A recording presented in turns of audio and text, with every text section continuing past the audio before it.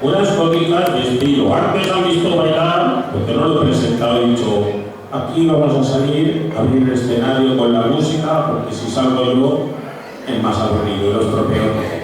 Mejor esta estampa. Han visto bailar la Jota de Aguas. Y a continuación, Aguas, tú puedes decir lo que está en la provincia de Huesca, en la zona de Guara.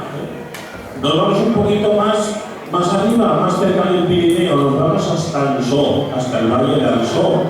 En Ansó, las ansotanas lucen así de guapas. En Aquinoe, por favor, las ansotanas lucen así de guapas. Así aprovechamos y le damos un aplauso por lo bien que ha conducido el acto de presentación. Y estas ropas, que son un poco más pesadas, exigen un tiempo en el baile un poquito más lento, más reposado y más sosegado. Eso es lo que vamos a disfrutar ahora en esta Jota de Ansó.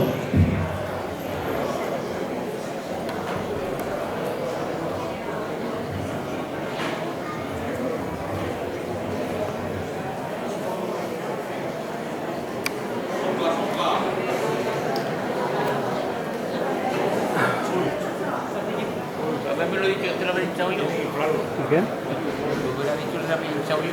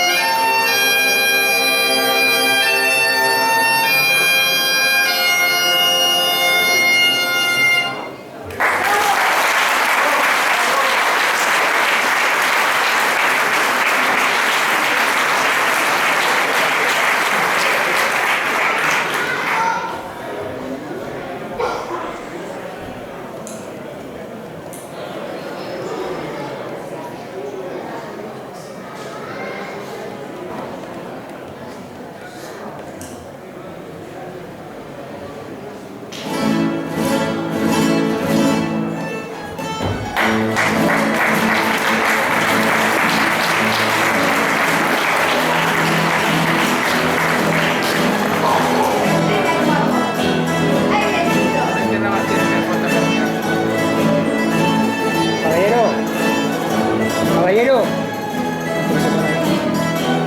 graba más atrás. ¿Te puede grabar?